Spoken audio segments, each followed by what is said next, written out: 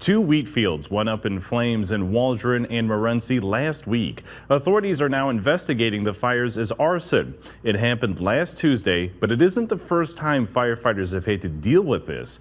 They say they've had to respond to wheat field fires in the recent past. Authorities say this usually happens in July, similar to last year when authorities dealt with fires in the area when it's prime wheat season.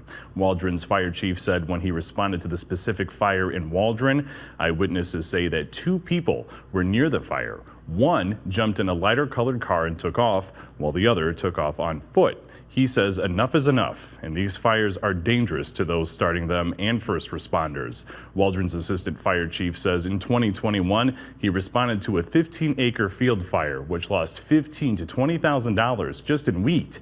The family that owns one of the farms says it is their third or fourth wheat stubble fire, and they believe they were lucky it wasn't worse. They lost $1,600 in potential wheat. If the blaze jumped over to where their equipment was, they could have lost $500,000 worth of equipment. General Motors Lansing Delta Township Assembly and Lansing Regional Stamping Plant is closed today through the 25th. This is all due to short-term supply chain disruptions.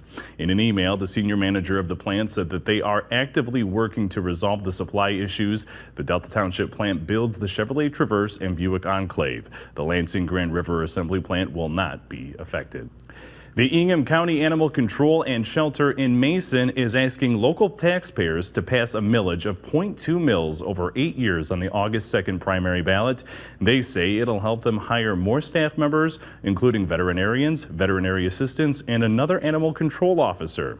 Last year, the shelter received nearly 4,000 calls, and the shelter feels they can't always investigate crimes before they become big issues because of the lack of staffing. They would also use the money to ease the workload of its current veterinary staff and increasing services for the community. The cost to employ the 3 additional employees is about $363,000 a year. If passed, in its first year, the millage would bring in over $1.6 million. The rest of the funds would go toward a trap, neuter, return program for stray cats in the county. The millage would cost the taxpayer of a $150,000 home an additional $15 in taxes per year for 8 years. You can find out more about the proposal as well as other resources for next month's election on our website, fox47news.com/2022 elections.